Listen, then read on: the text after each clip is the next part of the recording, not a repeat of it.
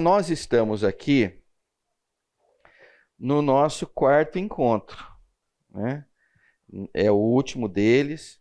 Fiquei até em algum momento, falei, mas caramba, hoje ainda é dia 23, já é o último, né? É porque nós estamos em fevereiro, né? Então, em fevereiro é um pouquinho mais curto. Vocês notaram que do material que preparamos, a gente deu 1,5 do material, mas eu acho que a gente vai avançar bastante hoje. O professor é muito otimista, né? Não sei, vamos lá, Deus que sabe aí, né? Mas a gente vai estar terminando um pouco da ilusão da autossuficiência do encontro 2 e partir para o terceiro encontro. Eu fiz uma coisa aqui também, peraí, ó. Eu fui estimulado por alguns de vocês no final da aula. Eu não trouxe copas suficientes, mas eu vou entregar para 2 de vocês que pediram explicitamente. Deve ter mais gente que pediu explicitamente, mas então vocês peguem aqui, senão fiquem à vontade no intervalo, né? Eu estava falando um pouco sobre eu pertenço a um lar, eu tenho um lar, né? Como é que eu respondo a essa pergunta, né? E se tem um lar, quão saudável é esse lar? Então a gente vai passar por essas perguntas. Aí, quem quiser depois, eu posso mandar o artigo em formato digital, ou vocês podem pegar aqui no intervalo, caso vocês tenham interesse, tá? Mas vai ser motivo da aula em si. Mas vamos lá, ó. Então, voltando, né, nos 4 encontros a gente comentou que boa parte do material que nós trabalhamos foram com base nesses 2 livros, o do Thomas Merton, Homem Algum é uma Ilha, e o segundo do Dallas Willard, da Renovação do Coração, Assuma o Caráter de Cristo, né? Aqui só para dar uma rememorada, vai que tem alguém pela primeira vez, vai que tem alguém que faltou numa aula e tal, mas esse basicamente foram alguns assuntos que a gente tratou. Um deles, a relevância do tempo em solitude, a relevância do tempo em comunhão com outros, né? E que isso dá uma harmonia espiritual, a razão da solitude para você encontrar você, da comunhão para que você encontre o outro. E, basicamente, quando você tem uma harmonia entre solitude e comunhão, é possível, ou na verdade sim, é muito provável, ou é quase certo, que você vai ter um relacionamento mais próximo e mais íntimo com o Senhor. Os atributos dos relacionamentos, então a gente diz, olha, que todo e qualquer relacionamento tem vários atributos, então a gente colocou, olha, quantidade de relacionamentos, profundidade deles, a frequência desses relacionamentos, se esses relacionamentos têm propósito ou não têm um propósito, e por outro lado, se esses relacionamentos são recíprocos ou não. Aí foi um estímulo que a gente procurou dar para vocês, falou, mas como é que eu vou fazer essa avaliação? Então a gente colocou algumas redes de relacionamentos, de alguma forma, eu acho que boa parte delas é comum a todos nós, não é uma lista exaustiva, mas é uma lista para pensar. Então é o seguinte, ó, como é que estão os meus relacionamentos dentro da minha família nuclear, dentro da família estendida, dentro da igreja local a qual eu pertenço, dentro do trabalho, né? Então, vai pegando pessoas dentro disso aí, e aí você vai ter um quadro interessante de, olha, quão inserido eu estou, quão profundo eu sou nesses relacionamentos que aqui estão. Falamos sobre uma diferença importante entre solitude e isolamento. Então a solitude vai nos levar para algum lugar interessante, onde vai haver descanso, onde vai haver motivação, sensibilidade e uma série de coisas positivas. E por outro lado, o isolamento em si, ele não vai te trazer algo muito interessante. Então, quando nós nos isolamos dos outros, o detalhe é que a gente vai acabar se desgastando mais, a gente vai sofrendo mais, a gente pode entrar em processos depressivos e, no final das contas, ter um vazio existencial, né? Afinal de contas, ninguém se resolve sozinho. Aí voltamos para cá e para esse slide aqui, onde a gente falou, olha, quando nós estamos em momentos de solitude, a ideia é uma busca individual por Deus. Basicamente, o que a gente vai encontrar, se a gente fizer isso bem, é um local onde a gente vai ouvir a verdade do Senhor para nós, né? E o relevante, tão relevante quanto, é o convívio com os outros, Porque no convívio com os outros, se num lugar eu vou ouvir a verdade, no outro eu vou viver a verdade, né? E trabalhando esses dois com equilíbrio, a maturidade espiritual virá, né? E a maturidade espiritual poderá ser medida através dos frutos que o Espírito produzirá em nós, né? E aí colocamos cada um deles. E aí fizemos uma outra coisa, que é o Dallas Willard usa essa analogia, dizendo assim, olha, a busca individual por Deus, ou seja, os momentos de solitude, encare como se fosse um treino, né? E o convívio com os outros, encare como se fosse um jogo.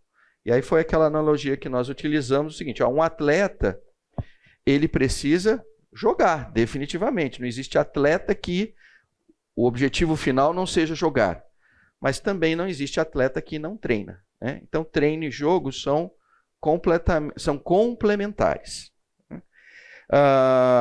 E aí o slide que deu muito problema, que eu fiquei na dúvida, mas não seria honesto se eu não colocasse aqui. Ainda bem que... Não, ainda bem nada, não. Vamos ficar na minha aqui. Então, o ponto é o seguinte. Esse slide aqui que gerou uma série de conversas, eu acho que elas foram muito produtivas e tal, né? E foi o lance a falsa segurança do isolamento, né? Então, para quem não conseguiu enxergar o que está no meio ali, é uma caverna e tem alguém dentro dela ali isolado, né? E o que a gente abordou foi o seguinte, olha, muitas vezes o isolamento é fruto de duas posturas, né? Quando eu tenho medo, o medo me empurra para o isolamento. Quando eu tenho uma leitura de mim muito elevada, né, um orgulho, isso me empurra para o isolamento. E uma das grandes discussões que eu fiquei pensando durante a semana, vocês me ajudaram nisso, o ponto e foi uma coisa levantada aqui. O medo faz com que você vá para a caverna. O orgulho talvez seja diferente. As pessoas te colocam na caverna. Mas, em ambos os casos, você para na caverna. E na caverna, sozinho com você, né, dentro desse contexto de isolamento, o que vai acontecer é que você não será produtivo, né? Que você vai, ficando nessa caverna aqui, você vai ser estéril, seja emocionalmente, pelo fato de não estar se relacionando com outros, e no final das contas, espiritualmente também, porque você tende a não produzir frutos, tá? Vamos passar rápido, não aceitamos perguntas com relação ao slide anterior, tá? E agora nós chegamos, então, no ponto aqui que a gente quer tocar com vocês nesse nosso quarto encontro. Queria parar um pouquinho para respirar e para orar também, para que o Senhor nos abençoe. Pai amado, que a Tua mão, ó Pai, graciosa, poderosa, seja sobre as nossas vidas durante esse tempo aqui. Pai querido, o Senhor sabe que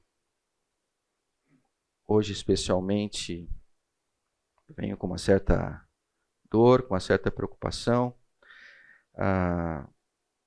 pela saúde de um grande amigo, ó Pai, que o Senhor seja presente na vida dele, no momento que ele vai estar, nos momentos que ele está passando e que eles deve passar hoje, amanhã, que o Senhor seja com os familiares dele.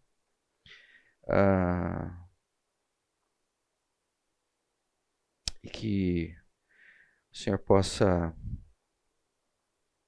dar a eles, ó Pai, todo o cuidado, todo o amor, ó Pai, que o Senhor despeja, o amor Teu na vida de cada um deles. Amém. Eu não era por aí oração, mas eu não sei quantos de vocês conhecem o Edilson. Edilson é professor aqui na escola bíblica, né? E pessoalmente ele é um dos meus maiores amigos, né? Um amigo de longa data, né? Um amigo que nós nos encontramos em Itajubá, estudamos engenharia juntos, né? E desde então a gente tem um relacionamento muito, muito próximo. Tá? E hoje ele se encontra na Unicamp, no HC da Unicamp. Ele está com um nódulo no cérebro, que está impactando, em primeiro momento estava impactando razoavelmente a fala, a própria escrita e tal. Agora a coisa, infelizmente, está evoluindo para algo assim, de não reconhecer pessoas e tudo mais. O que a gente descansa no Senhor, e a gente também sabe que a Unicamp tem profissionais qualificados para diagnosticar, para fazer aquilo que for necessário. Então a minha oração era nesse sentido aí, tá bom? Então vamos lá, vamos ver se a gente consegue fazer alguma coisa aqui. Vamos falar um pouquinho sobre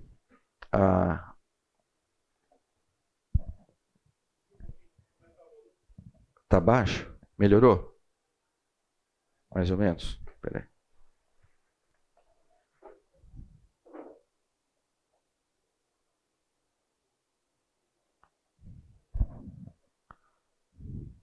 E agora? Eu acho que quem vem montar a sala aqui sabe que eu sou o professor. Eu falei, ele já fala alto, eu vou deixar o volume baixo. Né? Bom sinal que eu estou começando a falar mais baixo. Né? Mas enfim. Então, gente, esse slide aqui basicamente é para a gente compreender um pouco o momento que, de certa forma, eu acho que esse momento sempre existiu, né? Talvez ele só esteja acelerado, né? Que é um contexto de que, dentro da nossa cultura, a gente valoriza muito a independência extrema. Né? Então, aliás, desde que os nossos filhos nascem, né? Eu não sei com relação a vocês, mas eu confesso que isso sempre foi uma minha preocupação. Eu falei, puxa vida, em algum momento as meninas precisam andar por conta própria. Né? Então, talvez eu já tenha passado por várias fases, desde a fase de quase que uma obstinação, né, para empurrá-la para os estudos e tal. Elas sentiram isso, sentiram a pressão que foi colocada. Graças a Deus que existe a Glaucia, que deu um certo equilíbrio e tal. Mas a gente trabalha muito com esse contexto, né, de que cada um consiga andar com as suas próprias pernas. Não deixo de entender isso como um certo valor, porque quando você olha para as Escrituras trabalham no contexto de você não ser pesado para os outros. Né? Então, é muito feio, né? Talvez vocês já tenham encontrado, ou talvez vocês tenham, né, pessoas que são próximas que encostam nos outros. Né? Encostam nos outros e meio que assim descansam da vida, sobrecarregando a vida de outros. Né? Mas não é isso que eu vou querer abordar. O que eu queria abordar é o seguinte, que hoje tem esse contexto de, olha, o mundo vai ficar muito legal quando cada um cuidar do seu quadrado. Né? E isso não é uma leitura adequada. Né?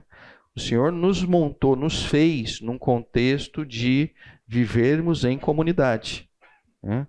Desde em relação com as nossas esposas, com os nossos maridos, dentro da nossa família nuclear, até ambientes mais elevados. Né? Aliás, é muito legal, porque assim, olhando seja num convívio cristão, seja em convívio não cristão, né? A gente consegue ver a maravilha quando pessoas trabalham juntos em prol de algo. Eu estava comentando sobre o Edilson, né? E aí eu falei Unicamp, né? Aí a hora que você olha para a Unicamp, você fala assim, puxa vida, qual é a riqueza da Unicamp? A riqueza da Unicamp, no caso do HC, é o corpo clínico. Né? Ou seja, é um mundaréu de gente que vai desde aquele que está tirando ali o lixo, até o cirurgião mais renomado, existe um contexto de uma harmonia em prol de algo, né? Que eu não tenho esse número, mas eu acho que já deve estar na casa dos milhares, milhões ali, que foram atendidos por este corpo, né? Imagina se esse corpo trabalhasse no contexto de independência extrema, né? A gente com certeza não teria números tão interessantes quanto a gente tem. Então a gente vê que o aspecto da colaboração é algo extremamente relevante, ainda mais no corpo de Cristo. E outro ponto, que esse é mais da nossa geração em si, e quando eu digo nossa geração é engraçado, né? Porque essa geração aqui é uma geração muito peculiar, né? Porque é a geração que viveu num momento não digital e que também vive no momento digital. Ela é uma... A gente é uma transição, né? A gente é daqueles que, se mostrar um rádio, né? A gente fala assim, isso é um rádio, né? A geração mais nova, se mostrar um rádio, né? Se mostrar uma, como é que fala, uma máquina de escrever, né? Se mostrar uma máquina de escrever para uma geração mais nova, ela vai olhar assim, aonde eu ligo a máquina, né? Assim, é muito louco, né? Imagina como colocar o papel, né? Imagina como bater ali e o carro correr para, né? Gente, tem uma técnica ali que você vê. É uma geração diferente, né? Que a gente está vendo e a gente está no meio. Agora, o que acontece, principalmente falando da tecnologia no conceito de redes sociais, né? As redes sociais, elas criaram e elas criam ainda uma sensação de que estamos conectados, né? Então, quando, eu não sei quantos de vocês se lembram, quando apareceu o Facebook, começou a aparecer aqueles amigos lá do primário, do ginásio, né? Aqueles caras que você nunca mais, assim, nunca mais vou saber da existência deles, né? Eles começaram a aparecer. Então, eu digo por mim, eu tive uma sensação, falei, caramba, agora fizeram um negócio muito doido.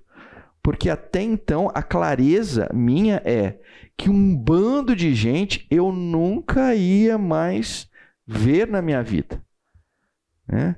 Não ia ter mais contato nenhum. Aí começou a aparecer, deu uma sensação que a gente estava conectado.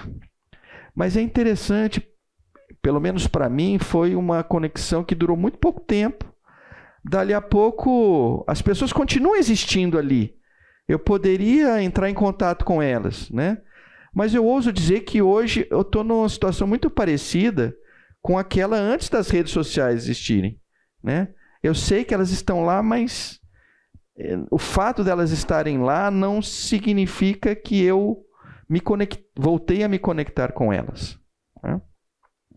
Então tem esse contexto, tem uma falsa sensação de conexão, né? E isso, de certa forma, faz com que o envolvimento real não aconteça. Porque às vezes você cai numa ilusão de que já está conectado. E na ilusão de estar conectado, não estando conectado, né, você acaba comprometendo o estar aqui, o estar presente, o estar com o outro, né? Isso complica um pouco mais, né? Porque quando a gente fala em redes sociais, a princípio eu estou falando de Facebook, Instagram e tal, né? Mas o que eu acho que bugou a cabeça da gente foi o WhatsApp, né? O WhatsApp, ele deu uma bugada, porque você não consegue olhar para o WhatsApp e dizer que não haverá conexão real ali no WhatsApp, né? Há conexões reais ali no WhatsApp. Mas ainda assim, ele não é uma conexão tão intensa e tão profunda quanto estar presente com o outro, né? Por diversas razões, as quais a gente não vai abordar por muito tempo aqui, mas a gente pode dizer, olha, você não tem o cheiro, você não tem toda a leitura corporal, muito obrigado, você não tem leitura corporal, e assim, e no final das contas, você não pode fazer muito pelo outro, né? Eu vejo, vou pegar o caso do Edilson, que está muito presente em mim, né? Que a gente tem irmãos, assim, moramos numa república, Edilson, eu e tal, né? Lincoln, mas assim, alguns estão distantes. Então você nota claramente que se eles estivessem presentes, eles estariam mais envolvidos, né? E pelo fato de estarem distantes, esse envolvimento está comprometido, né? Aliás, é uma outra coisa que eu queria abordar aqui, que não faz parte do que eu preparei, mas acho que vale a pena aqui dizer para vocês, é um assunto que eu falo muito com a Glaucia. Não desprezem a distância. A distância, ela é alguma coisa assim, que merece ser avaliada com muita profundidade. Até comentando com a Glaucia, eu falei assim, Glaucia, não deve ter sido à toa quando o Senhor, a hora que foi resumir a lei e os profetas, ele disse que tinham 2 mandamentos. Um deles era que, olha, você amasse ao Senhor de todo o teu coração, de toda a tua alma, com todas as tuas forças, com todo o teu entendimento. E no segundo, ele fala o quê? Ame o seu próximo. Eu olho para aquilo ali, parece que ele meio que dá uma carta de alforria para você não amar o seu distante. E isso é interessante, né? Ame ao seu próximo. Ame aquele que está ao teu alcance, que você pode se relacionar com ele pelo fato dele não estar distante, né? E eu sei que isso tem um monte de implicações. Sei que aqui tem pessoas que têm filhos que estão fora daqui. Tem filhos que estão ali em Dayatuba, mas tem filhos que estão na Estônia, entendeu? E não considerem que o WhatsApp ou qualquer outra ferramenta será suficiente para resolver isto. Como é que vai ser resolvido? Não faz parte. Se eu tivesse a resposta, eu daria, né? Mas eu diria o seguinte: a distância é algo muito complicado, muito preocupante, e de certa forma isso impede com que a gente faça a obra do Senhor, né? Bom, buguei aí, trouxe problema. Eu não vou trazer a solução nisso aqui. Eu só digo o seguinte: fiquem alertas. Fiquem alertas. Vamos para um contexto aqui para a gente ver o nível de relacionamento ali no início da igreja do Senhor Jesus Cristo. Atos 2, de 44 a 47. Os que criam mantinham-se unidos e tinham tudo em comum. Vendiam suas propriedades e bens e os distribuíam conforme a necessidade de cada um. Todos os dias continuavam a reunir-se no pátio do templo, partiam o pão em casa e juntos participavam das refeições com alegria e sinceridade de coração, louvando a Deus e tendo a simpatia de todo o povo. E o Senhor lhes acrescentava diariamente os que iam sendo salvos. Quantos de vocês, ao olhar esse texto, ficam com medo?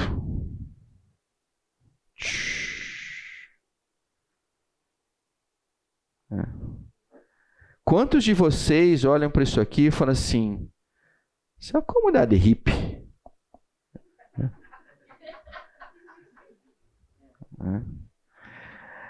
Esse texto, eu nunca vi muito pastor pregar sobre esse texto, né? Mas já vi alguns pregarem, né? E dá um quiprocó enorme, né? Mas, né? E geralmente a primeira coisa assim: Mas isso é naquela época. Mas isso não é normativo. Na verdade, é tudo assim. Olha, dá para eu vazar disso, né? Eu não vou trabalhar com esse contexto, mas eu vou trabalhar num outro contexto que eu acho que vai ter uma leitura muito harmônica aqui. O grau de comunhão entre essa turma aqui era absurdo. Se vamos fazer isso parecido... deixa eu dizer uma coisa. O que o texto diz a mim é, olha, há um nível de comunhão aqui nas entranhas. Entendeu? Chegou lá no bolso, né? E quando chega no bolso, a gente sabe, fala, meu Deus, agora complicou para mim. Entendeu? Porque a hora que entra no bolso, brota uma insegurança, mas se eu der e depois eu não tiver... Enfim, parece de tudo, mas aqui entrou lá. Né? E o segundo ponto é o seguinte, olha, se o primeiro o grau de comunhão era absurdo, o segundo ponto, o Senhor olhou e falou assim, eu estou gostando desse grau de comunhão absurdo. Porque ele estava abençoando esse grau de comunhão absurdo. Se o Senhor olhasse e falasse assim, tá demais isso. Ele não estaria aumentando o problema. Porque o que ele está dizendo aqui é o seguinte, olha, eu estou gostando tanto disso que nós vamos aumentar isso. Não é o que está lá no 47? Né? E o Senhor lhes acrescentava diariamente os que iam sendo salvos. Então, entendam com muita clareza isso. Né? O que o Senhor espera de nós, filhos dele, né? É um grau de comunhão intenso. Né? Não é um grau de comunhão ritualístico. Pontual, limitado. Então, cada um de nós precisamos entender que o desejo do Senhor é de uma altíssima profundidade. Precisamos, assim, entender também que cada um de nós, a gente vai olhar e falar assim, isso não é para mim. Né? Olha, deixa eu te dizer uma coisa. Entre isso não é para mim e não vou fazer nada, tem uma grande distância. Minha sugestão é aumente a profundidade que você tem hoje. Pedro, mas para mim é mole, não tem nenhuma. Tá ótima, começa. Para mim eu acho que já está... Olha, intensifique. O ponto né, o que o Senhor espera é uma comunhão intensa. Dentro daqueles círculos, né? Aqui definitivamente estamos falando da igreja local ali que estava presente, né? Mas olha para o contexto da tua família nuclear, né? A tua relação com a sua esposa, com o seu marido, com os seus filhos, intensifique, aprofunde. Vale para a família mais estendida, vale até para a sogra, né? Vai em frente, né? Vale para o ambiente de trabalho, né?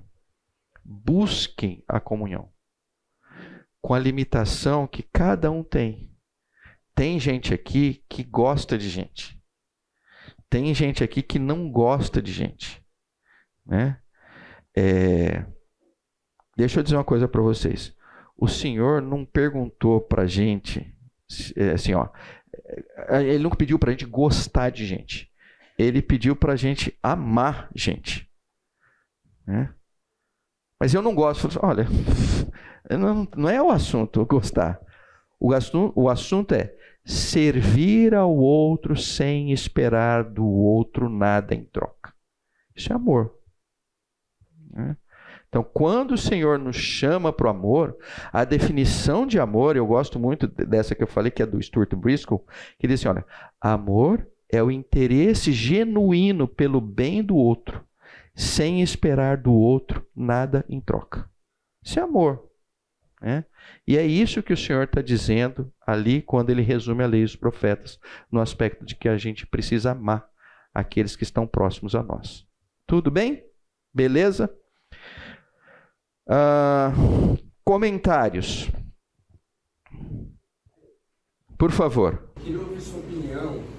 Esses tempos eu estava lendo um livro e aí o cara estava falando de questão de otimizar o tempo, né? Então, pô, você tem que separar tempo para isso, atividade física, blá, blá, blá. E aí ele fala assim, ó, também em relação aos relacionamentos, né? As amizades. Então, poxa, você não vai ficar investindo tempo em uma amizade ou buscar relacionamentos com pessoas que você sabe que não vão somar. Eu li aquilo, eu fiquei meio bugado, né? Eu fiquei meio assim, poxa, até que ponto a gente tem que ficar escolhendo os amigos, porque eu sei que tem fases da vida que são diferentes, né? Por exemplo, às vezes o cara tá querendo emprego, aí ele vai buscar um network. Quando ele tem filho pequeno, ele tá procurando, né? Se ele tem só filha menina, ele quer ter casa lá com a amiga que só tem menino. Se ele tem um casal, ele quer mesclar, ele tem menino e menino. Então, assim, eu queria ouvir sua opinião, até que ponto a gente, como cristão, tem que ficar preocupado em selecionar e não deixar a coisa acontecer naturalmente. Porque eu acredito no natural, eu não acredito muito no você ficar direcionando quem que vai ser, quem que você vai dar mais atenção, amizade e abrir a sua casa. E aí eu li isso, eu fiquei meio aproveitando algo, não sei se você vai falar, o que você acha? O autor era cristão? O autor do livro é cristão? Não é. É um investidor britânico, é Richard Koch, mas ele fala do princípio de Pareto, né, de 80-20 e tal, então, de você relacionar as coisas e tal, mas o livro de todo é ruim. Nesse aspecto, eu queria ouvir a opinião, se no ambiente cristão isso faz sentido também. Olha, então vamos lá. Essa pergunta é uma pergunta meio complicada. Ela tem uma resposta simples e superficial. E ela tem uma resposta profunda que vai gerar um monte de polêmica. Eu estou aqui pensando qual que eu vou dar para você. Né? Eu acho que a simples e superficial não é por aí. Né? Então nós vamos tentar um meio termo. Né? A leitura é a seguinte. Talvez, vamos lá. Vamos fazer o seguinte. Deixa eu falar o que tem acontecido comigo nas últimas décadas, talvez. Talvez isso ajude. Né? Se não ajudar, a gente conversa no intervalo, marca um café e tudo mais. Tá? Mas antes disso, deixa eu dizer uma coisa para você. O lance da escolha é bíblico e o lance da não escolha é bíblico. Então, o lance da escolha, que me vem à mente agora, de cara, assim, Salmo 1. Olha, você não vai andar na roda dos escarnecedores. Viu? Você não vai andar com fulano, você não vai andar com Beltrano. Ou seja, tem um contexto ali de, olha, não escolha este caminho. Né? Provérbios tem vários textos que comentam desse lance. Olha, você andou com o cara, ficou parecido com o cara e tal. Então, existe o contexto da escolha. Né?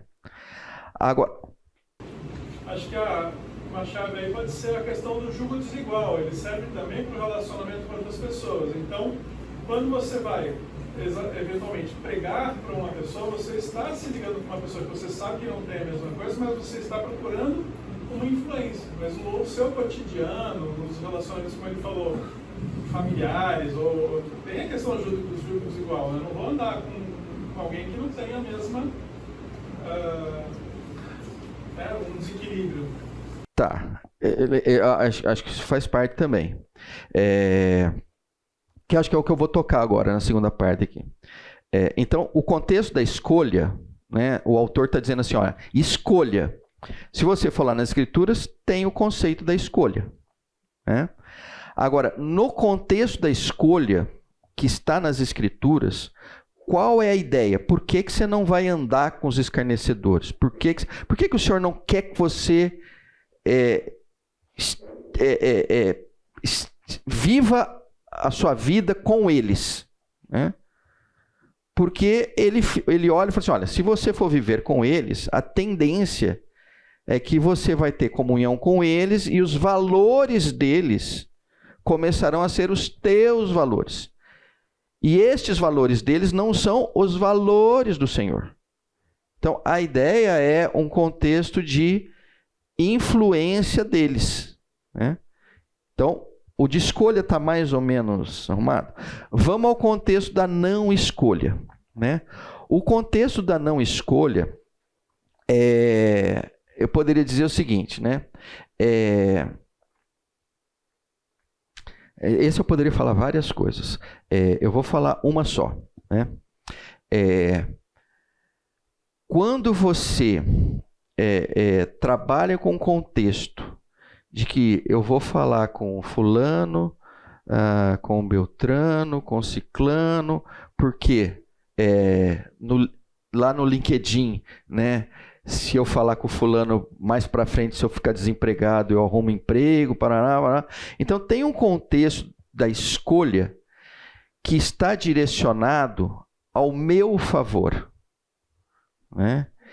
Esse eu não diria que está errado, mas eu diria que ele não tem muito de divino, entendeu? Ele tem muito de sobrevivência. O que eu acho muito importante sobreviver, entendeu? Vale a pena sobreviver, né? Mas olha só, não passa por aí, né? E aí, o contexto da não escolha, me parece que o ministério do Senhor Jesus Cristo teve muito de não escolha, entendeu? As pessoas foram aparecendo e ele foi se relacionando. Eu não vejo assim no ministério do Senhor Jesus Cristo, agora só vou receber gente assim, agora só gente assado, agora só isso, agora... Então não me parece que mesmo ele sendo o Senhor, né, ele trabalhou esse contexto assim. Me parece que a não escolha foi o seguinte, olha, as pessoas foram se aproximando e ele foi se relacionando com elas, né? Até o ponto que os próprios discípulos não entendiam muito isso, né? Quando começou a chegar muita criança, qual era a leitura dos discípulos? Não vai gastar tempo com as crianças. Você não veio aqui para gastar tempo com as crianças, né? E o que o Senhor disse? Né? Então, o contexto da não escolha me parece divino, no contexto assim, que o Senhor vai colocar pessoas ao longo da sua vida e você não deve desprezá-las, né? E aí eu vou falar daquilo que eu, assim, um pouco daquilo que eu vivo. Deu apito aí, mas segura só um pouquinho para eu encerrar esse negócio. Amanhã, por exemplo, na verdade assim, não é amanhã não, a minha segunda e sexta, gente, deixa eu dizer uma coisa para vocês, eu procuro planejar, modéstia à parte, o meu Google Calendar é top,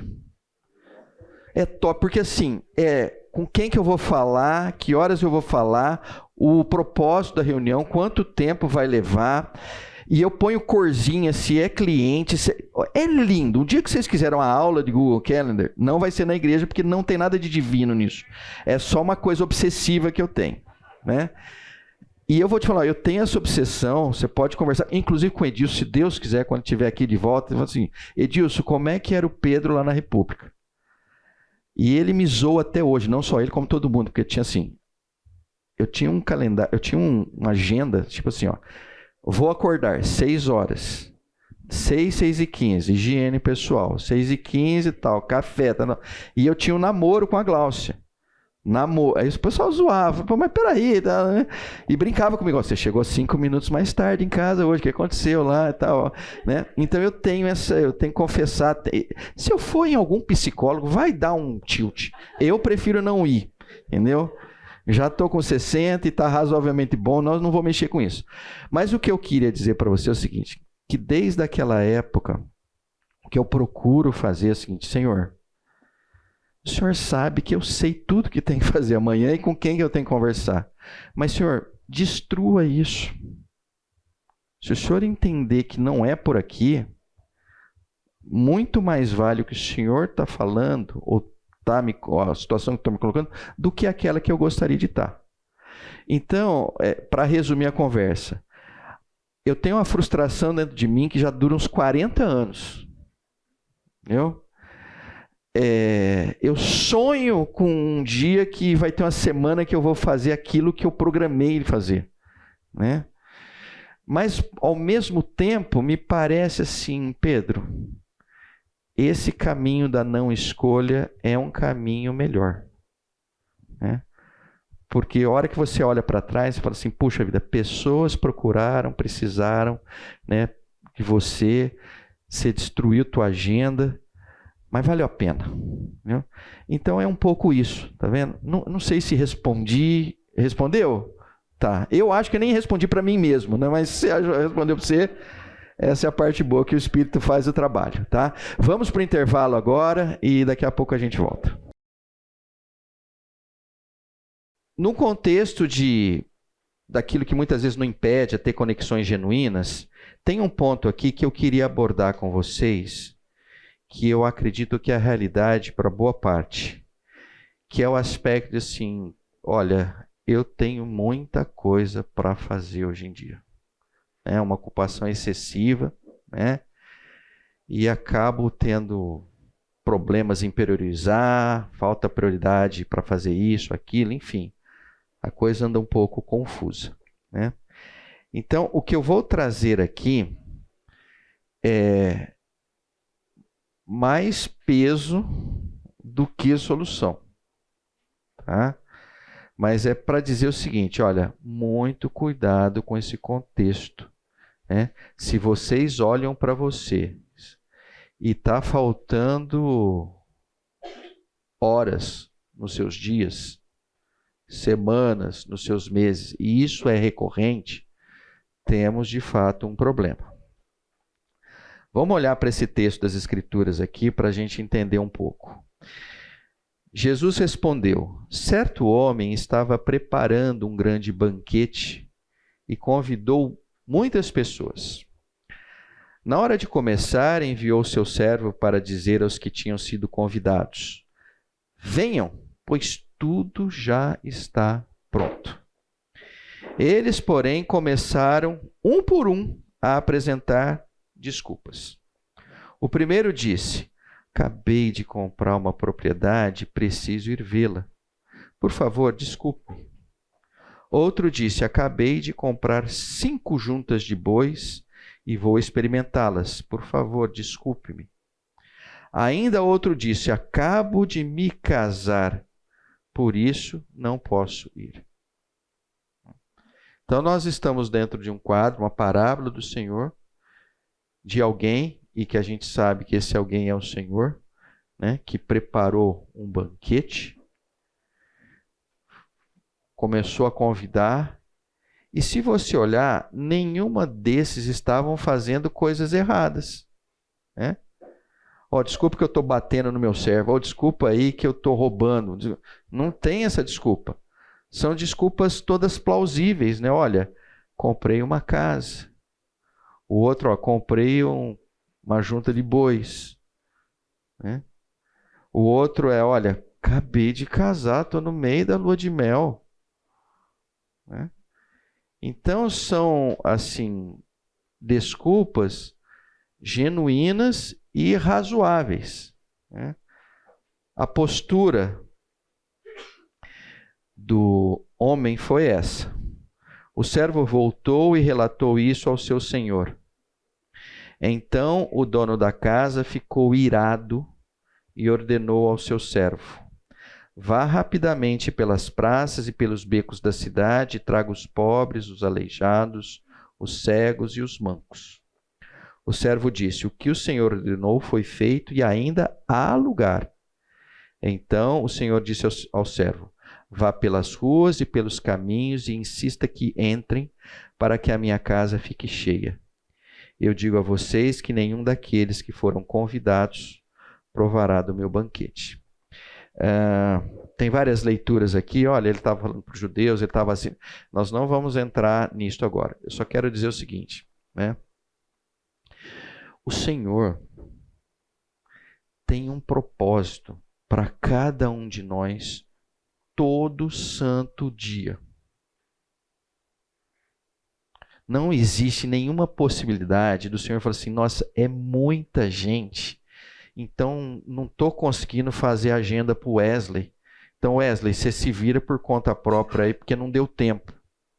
Não existe isso, né? O Senhor tem preparado o caminho para cada um de nós caminharmos. Isso é um fato, né? E o convite é feito todos os dias. Vamos? E a resposta nossa não pode ser, não dá, estou construindo a minha casa. Não dá, vou para Gramado. Não dá, o Senhor não está entendendo. Os meus filhos me consomem plenamente. A gente precisa tomar muito cuidado. Por isso que eu digo, eu não estou trazendo solução, só estou trazendo um peso adicional, né? Empurrando vocês para o seguinte, olha, como é que resolve isso? Vamos lá? Solitude é um caminho.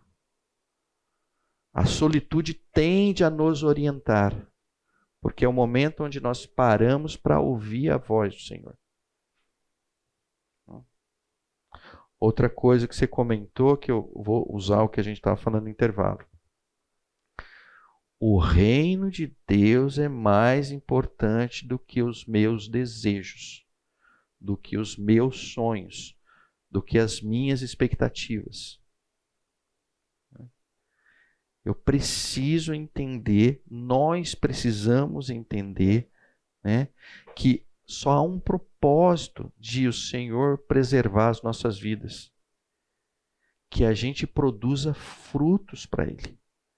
Que a gente esteja numa intimidade de relacionamento com Ele. E é o que eu falo para as minhas meninas e falo para quem for. Olha, é o seguinte, a hora que você acerta com o Senhor, você acerta com tudo. Porque Ele vai acabar resolvendo tudo isso. Né?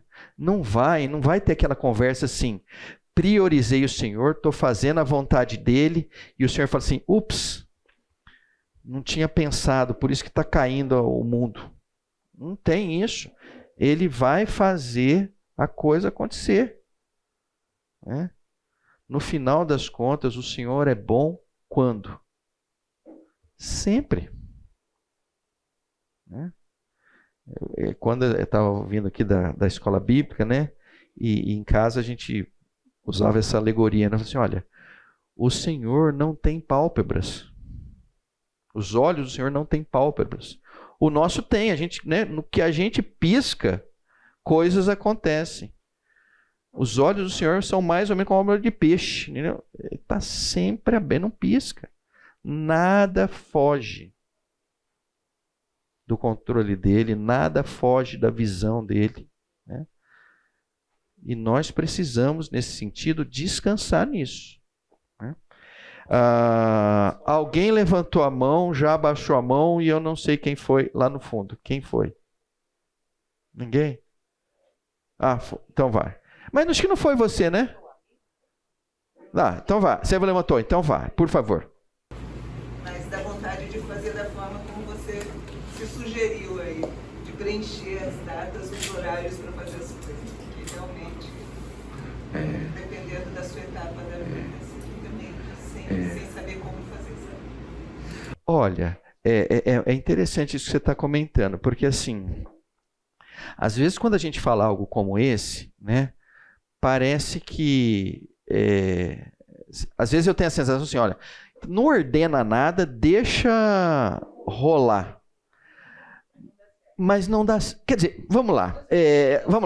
Se dá certo ou não, eu acho assim, o Senhor é tão poderoso que... Olha, o Senhor é tão fantástico que, assim, é possível que você faça a maior besteira do mundo e Ele converta a besteira numa coisa santa. Né? Como José, né? Você vê, Léo, o que José... Aquela passagem linda de José com os irmãos, quando José chega e fala assim, olha, vocês intentaram o mal contra mim. É coisa linda, né? Ele não passa pano nos irmãos, né? Vocês intentaram o mal contra mim, mas o Senhor transformou o mal em bem. Então, tem uma coisa divina que é impressionante. Por outro lado, a hora que você vai ler, por exemplo, um livro de Neemias, você fala assim, caramba, né? A hora que o rei o aborda, ele já tem um plano claro, definido. Olha, isso, depois aquilo, depois aquilo. E o fato dele colocar aquilo ali, acho que impressionou o rei. Falou, rapaz, esse aí sabe do que está falando, pode ir. Então, tem esse contexto todo, né? De uma ordem com um aleatório, é assim, né? E vamos lá, gente. Nós já vivemos o suficiente para saber que a vida é assim, né? A gente estava falando do Edilson, meu Deus do céu, o Edilson teve, a convulsão dele foi no dia 31 de janeiro. No dia 30 de janeiro, o homem estava perfeito. Não é uma coisa de doido? Eu acho uma coisa de doido. Agora está lutando pela vida. É impressionante isso, né? E alguém aqui em sã consciência pode dizer o seguinte, não, mas isso é com Edilson, não vai acontecer comigo. Viu? A vida é uma montanha russa meio no escuro. Viu? E você não consegue antever se ela vai virar para a esquerda, para a direita, se ela vai cair, se ela vai subir. Não consegue. E como fazer lá em Lucas? Lá em Lucas falava da forma ideal da comunhão dentro de uma igreja. Quando a gente mora num bairro pequenininho, eu tenho mais visão dessa forma do que no centro da cidade de Campinas, que as pessoas ficam mais isoladas, sabe? Então dá a impressão, não é desculpa não, tá? Tô tentando imaginar de como fazer isso. Dá a impressão de que essa falta de comunhão com pessoas diferentes da nossa religião também, sabe? A gente fica meio que isolado, meio que naquele bolo.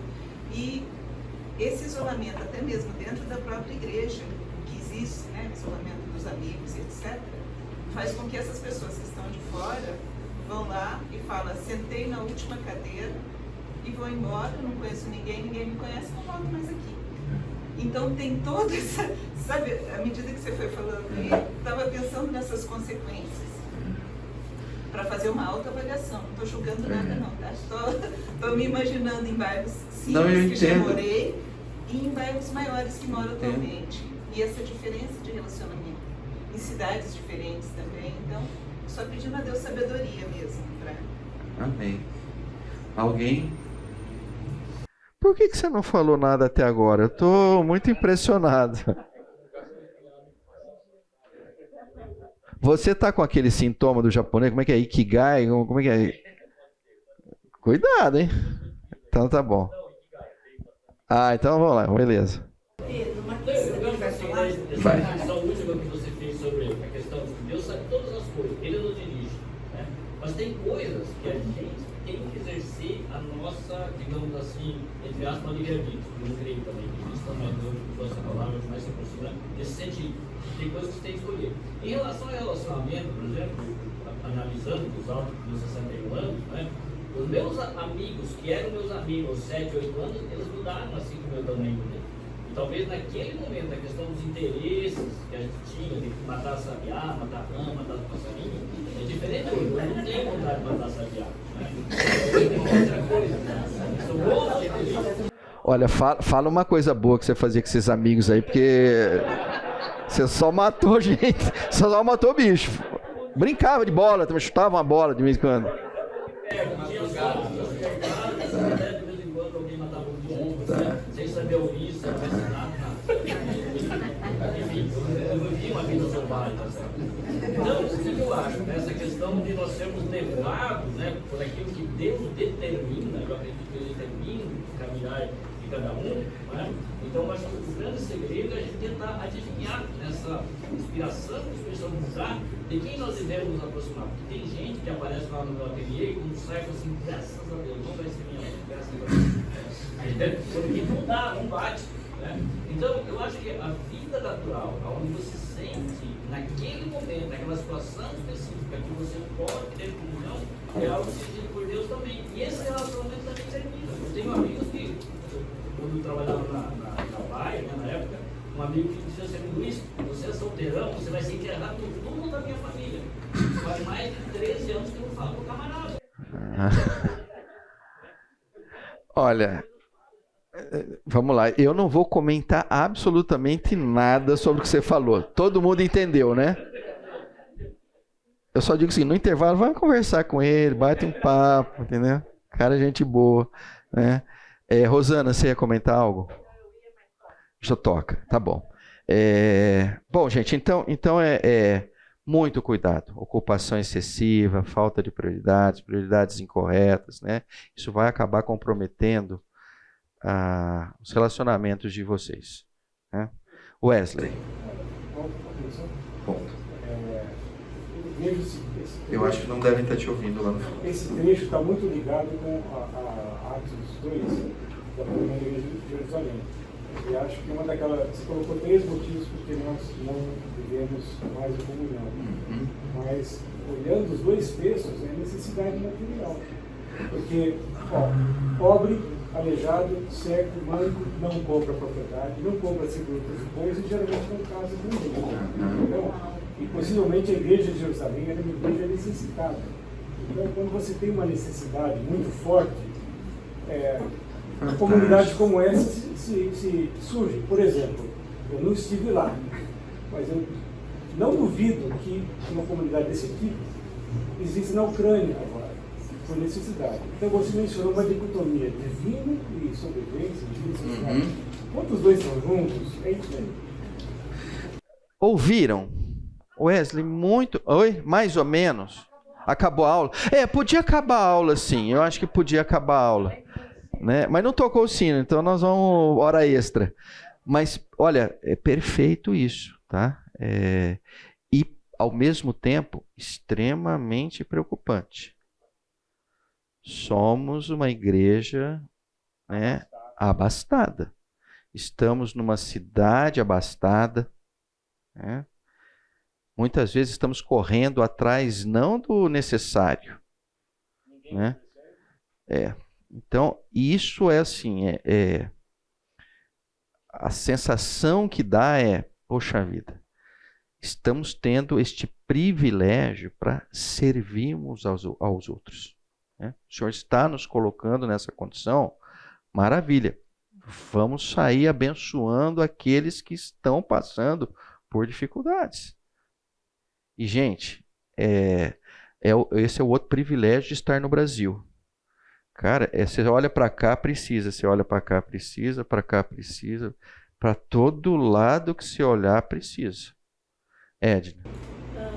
Não deixar parecer que esperar, quando eu aposentar, ou quando eu tiver um tempinho, eu vou ajudar. Porque você acha assim, quando eu aposentar, eu vou ter mais tempo. Não, você acaba ocupando seu tempo de trabalho ordinário por outras coisas e deixa de novo essa questão da prioridade de atender o outro. Ótimo isso, né? Vou aguardar o momento oportuno. Gente, é muita arrogância, é muita pretensão quando você considera isso, né? Porque é como se você soubesse qual é o momento oportuno, né? Não cabe a nós dizer o que é oportuno e o que não é oportuno, viu? Se a necessidade se apresenta, a necessidade se apresentou. O oportuno chegou. Só falando um pouco do que o Wesley disse, quando a gente volta lá em Atos, no último versículo, no 47, ele fala, louvando a Deus e contando com a simpatia de todo o povo. Então é uma forma de nós, como povo, sermos luz, né? Para que as pessoas possam olhar até, puxa vida, que comunidade hippie é essa? Né? Que coisa legal é isso, né? Por que eles fazem isso? Quero entender por que que eles são diferentes. Então é o entender que somos luz em meio a uma sociedade que pensa totalmente contrário.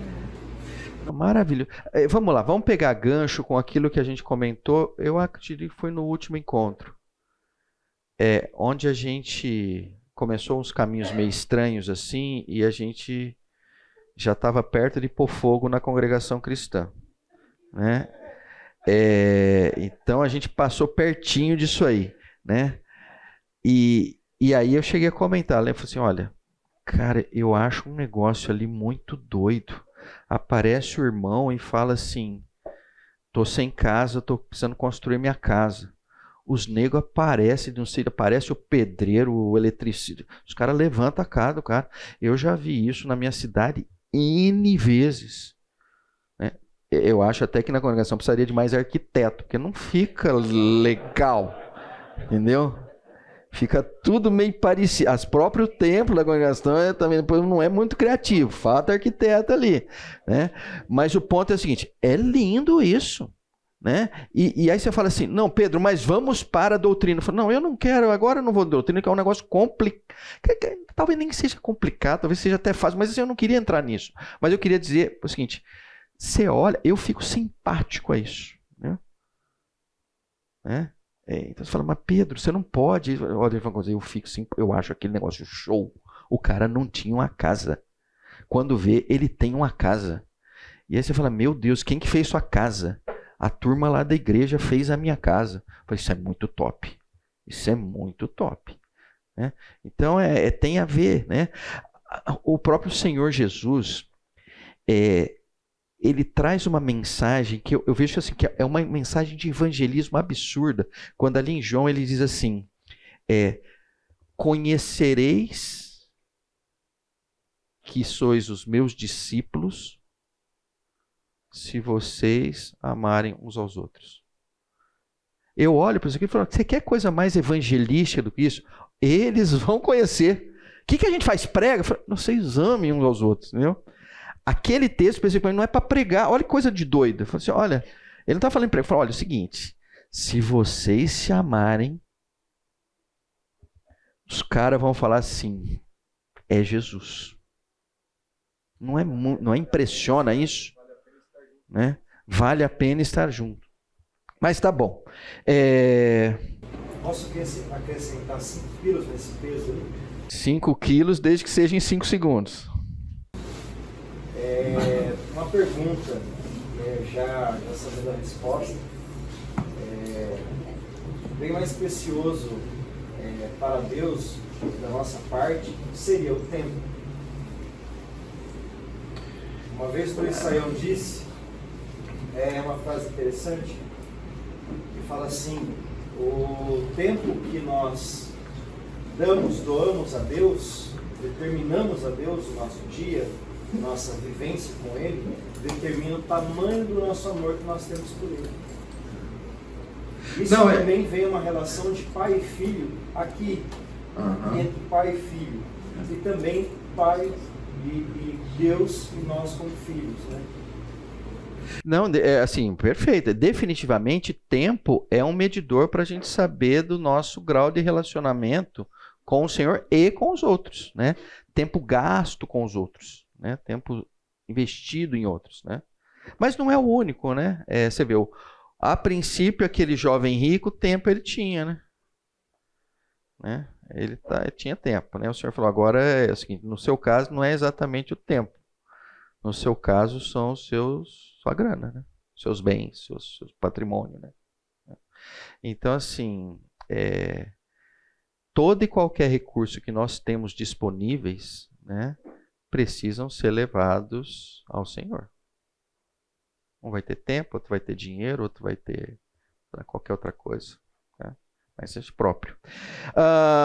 Vamos fazer o seguinte, vamos lá. Encontro 3, nós vamos começar no encontro 3? Vamos.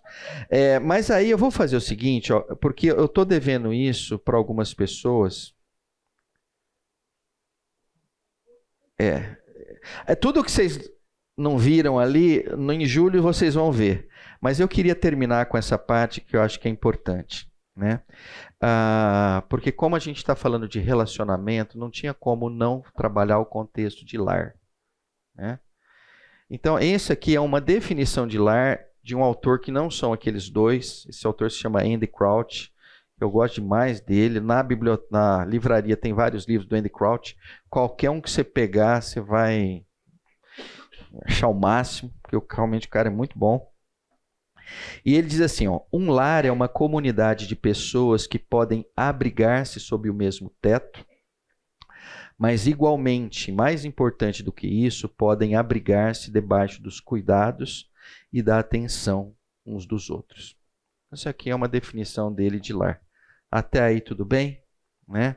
Só vou acrescentar um ponto aqui, que então no contexto dele de lar, lar não é equivalente a uma família, com pai, filho e crianças. Lar pode ser, por exemplo, olha, você veio estudar na Unicamp, e está numa república e vai ficar 4, 5 anos naquela república.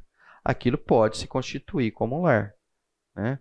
O lar pode ser como vários aqui já enviaram seus filhos para fora tal, e aí tem uma turma lá que vai cuidar.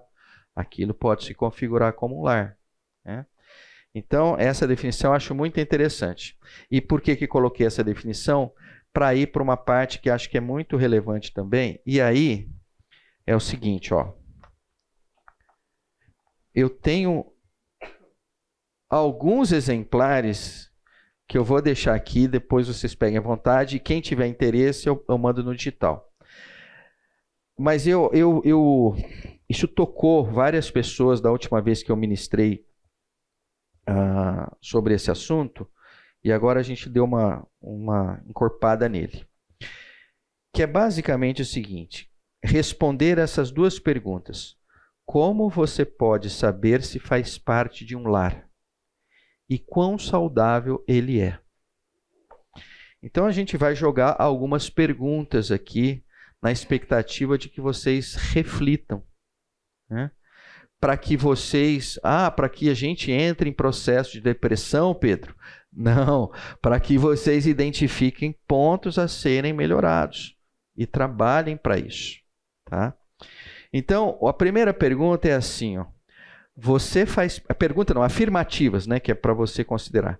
Você faz parte de um lar se existe alguém que sabe aonde você está agora e que tem pelo menos alguma compreensão de como você pode estar se sentindo.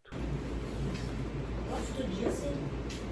Gosto dessa frase. Edna, você comigo. Eu gosto muito dessa frase. Gostou? Eu gosto porque mostra o relacionamento que você tem com alguém. Que você, alguém te faz saber da vida dela, de ter essa comunhão. Eu acho que a gente tem esse tipo de situação nos nossos grupos pequenos, na Koinonia, que nós estamos, até eu queria falar para quem comentou sobre a comunidade muito grande, ou uma cidade muito grande, é impossível você se relacionar com todo mundo.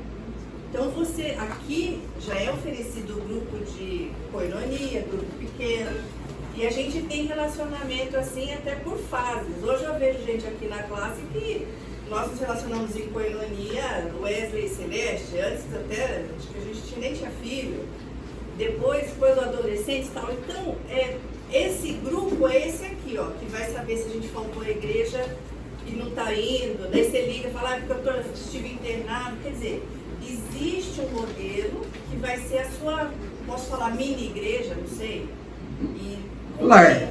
o lar, sou bom também. Então, é isso. Vai com todo mundo. Maravilha, vamos para o segundo.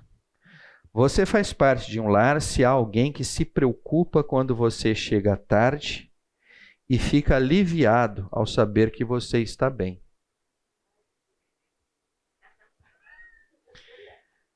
Você faz parte de um lar se as pessoas sabem coisas sobre você que você próprio pode não saber, incluindo aquelas que, se você soubesse, gostaria de esconder. Você faz parte de um lar se há alguém que sente a sua falta quando você está ausente e se alegra ao ver você de volta. Você faz parte de um lar se seu retorno de uma longa jornada leva a uma celebração espontânea. Você faz parte de um lar se existe alguém que percebe quando você está sobrecarregado e tenta aliviar sua carga, mesmo que seja com um gesto simples. Essa eu acho muito legal, essa porque ele fala assim, e tenta aliviar sua carga, né? Porque às vezes não consegue, né? Mas é um lar, né? Você faz parte de um lar se há alguém que conhece seus silêncios e entende quando você precisa de espaço ou de companhia. Você faz parte de um lar se existe alguém que se alegra genuinamente com as suas conquistas, por menores que elas sejam. Você faz parte de um lar se existe alguém que escuta suas preocupações sem julgá-lo e tenta oferecer apoio da melhor forma que pode. Você faz parte de um lar se há alguém que se preocupa em garantir que você tenha conforto, seja preparando uma refeição, oferecendo um abraço ou simplesmente estando presente. Você faz parte de um lar se existe alguém que respeita suas vulnerabilidades e não usa as suas fraquezas contra você. Você faz parte de um lar se há alguém que nos momentos difíceis não apenas pergunta se você está bem, mas realmente espera e quer ouvir a resposta.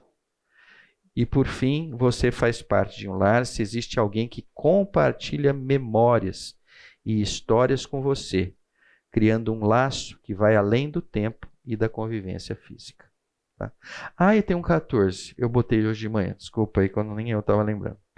Você faz parte de um lar se existe alguém que tem interesse nos seus sonhos, nos seus desejos, nas suas expectativas de vida, criando um compromisso com o seu futuro. Né? Então, gente, nós vamos terminar por aqui. Estas perguntas ainda tem aqui, quiserem pegar, levar para casa, quiserem que eu mande em formato digital, fiquem à vontade. Agradeço demais a presença de vocês, que o Senhor nos abençoe, nos encoraje, nos dê força, para que a gente busque cada vez mais relacionamentos profundos e com propósito. Essa é a minha oração, meu desejo,